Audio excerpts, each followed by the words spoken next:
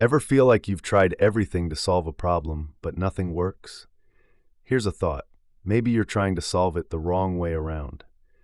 What if, instead of figuring out how to succeed, you flipped it on its head and figured out how to fail, and then just not do that? Think backwards. Today, I'm sharing one mental model that completely changed how I make decisions. It's called inversion, and it might just unlock your next breakthrough. Let me start with a quick story. A year ago, I was stuck in a rut, desperately wanting to improve my health. I asked myself all the usual questions. Should I do keto, or join a gym, or try running? It was overwhelming, analysis paralysis at its finest. Then I heard about this idea from billionaire Charlie Munger, who said, invert, always invert. Rather than asking how to win, he asks how to avoid losing. So I tried it.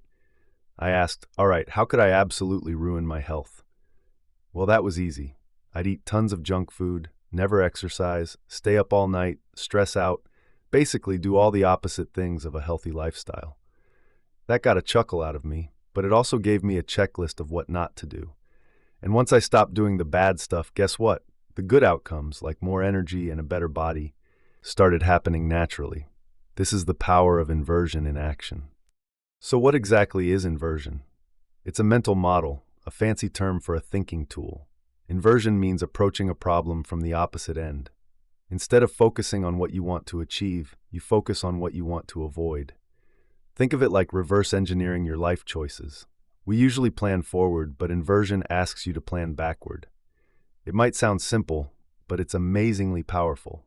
Why? Because it's often easier to identify dumb mistakes than to conjure brilliant solutions. There's a famous quote, avoiding stupidity is easier than seeking brilliance. I mean, I can't guarantee I'll be a genius, but I can try not to be an idiot, right? In practice, inversion is like telling someone, tell me where I'm going to die so I never go there. It flips your perspective and shines a light on blind spots. Let's talk about why this works so well. Our brains are actually pretty good at spotting negatives. It's an evolutionary thing. Avoiding danger, negative outcomes, kept our ancestors alive.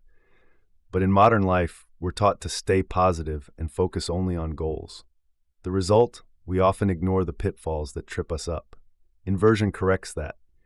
By deliberately looking for ways something could fail, you become almost immune to those failures. It's like performing a pre-mortem, figuring out all the ways a project could die before you start so you can prevent those things. Also, inversion frees you from conventional thinking. When you ask the opposite of everyone else, you get insights others miss. It's a bit like asking a question in a mirror. You see a different picture. This doesn't mean be negative about everything. It means systematically identify the negatives so you can create a positive outcome. It's proactive pessimism in service of optimism, if you will. I already gave a personal health example, but let's flesh that out. Say your goal is to get fit and healthy. The forward-thinking approach is, what diet and exercise should I do to be fit? There's millions of answers and it's overwhelming. Now invert it. How could I completely mess up my health? Answer, eat donuts for breakfast, soda for lunch, avoid all veggies, binge Netflix 8 hours a day, sleep 4 hours a night, and stay glued to the couch. Yikes. Now you have a list of health pitfalls. Step 2, avoid those. Cut out the soda and junk food. Even if you don't yet have the perfect diet, at least stop the obviously bad stuff. Set a rule to move a bit every day, even if you haven't picked the perfect workout program. By eliminating the clearly harmful, you naturally move toward health. This inverted approach simplifies your decisions. Rather than which of the 1,000 possible things should I do, you focus on these 5 definite no-nos I will not do. It's a start, and it works. Often, removing negatives yields more progress than adding positives. Suddenly, getting fit isn't so daunting because you've cleared the path of banana peels, so to speak.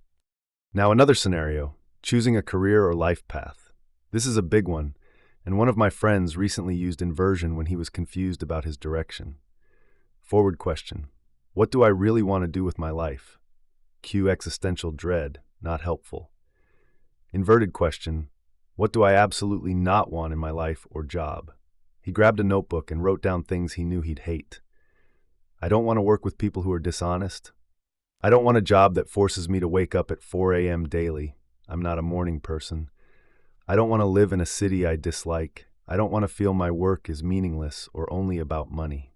That was illuminating. It ruled out quite a few paths. He realized he didn't want a high-pressure sales job or a career in certain industries that clashed with his values. This negative list of hates acted like a filter. Anything that passed through was a smaller set of actually acceptable options. It turned out creative work, like content creation, checked all the inverted boxes that strangely coincided with how I think as well. I get flexibility, I work with honesty, I can live anywhere, and hopefully I'm providing real value. Inversion didn't provide a precise answer in one step, but it sure narrowed the field and pointed him in a direction that has proven really fulfilling. How about relationships? This one's fun. There's a true story of someone who sought marriage wisdom not from happily married couples, but from divorce attorneys. Talk about inversion. The idea was, divorce lawyers have seen all the ways marriages fall apart, so who better to tell you what not to do if you want to stay married? They heard things like, don't stop communicating, don't take your partner for granted, don't let financial issues fester, etc. Basically, a list of what destroys relationships. From that, you invert back. If you avoid those behaviors, you're much more likely to have a strong marriage. It's eye-opening, right? You'd think talking only about negatives, like don't cheat, don't lie, would be obvious, but hearing it from the people who witness divorces daily made it super concrete. So if you're looking to improve a relationship with a partner, family, friends, try asking, what actions would absolutely ruin this relationship? Make a list. It might include things like disrespect, neglect, dishonesty. Then see that list as a guide for what not to do, which, by inversion, tells you the behaviors you should do: respect, attention, honesty, the opposites.